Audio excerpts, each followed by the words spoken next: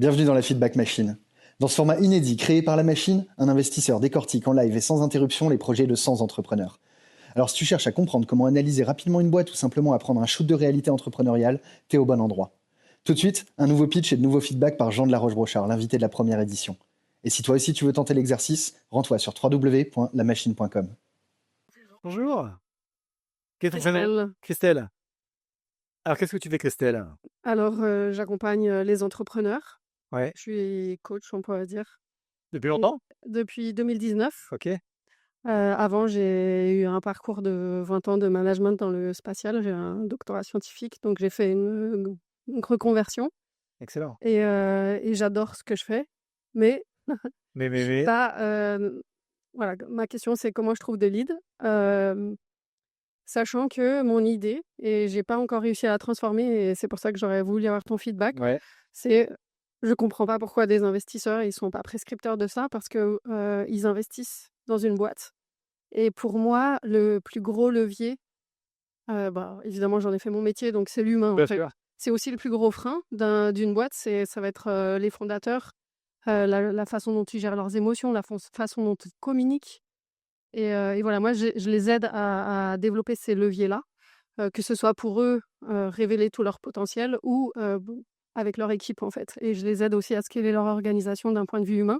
Mais aujourd'hui, ils préfèrent tous investir dans le marketing, le commerce, l'IA, la tech, et pas dans l'humain, en fait. Et je sais pas comment. Écoute, d'abord, les investisseurs, le problème qu'ils ont majoritairement, c'est qu'ils n'aiment pas faire la due diligence parce qu'ils n'aiment pas faire ce genre de choses, qu'ils n'aiment pas être confrontés à ce qui ne va pas.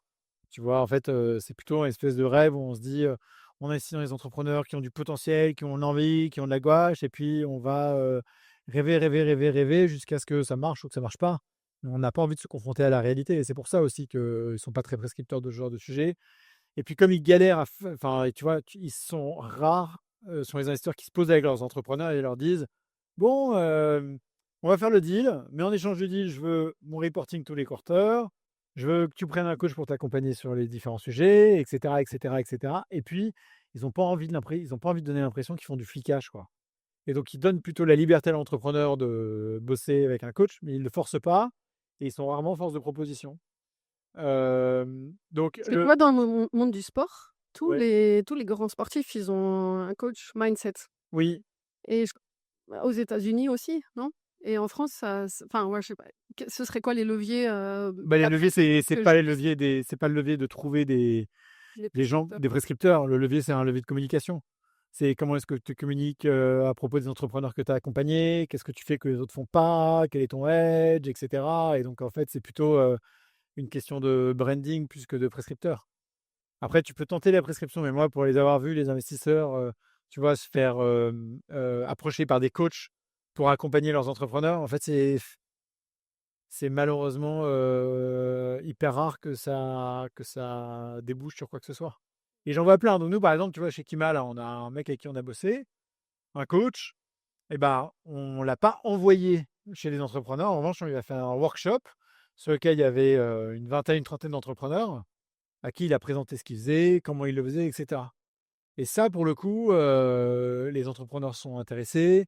Pour les investisseurs, ça peut être, pas mal, et ça t'évite, de, forcer un petit peu la main, quoi. Mais il y a pas de secret, hein. Enfin, en tout cas, faut pas insister vers cette voie-là parce que tu vas toujours te confronter à un mur ou à une impasse.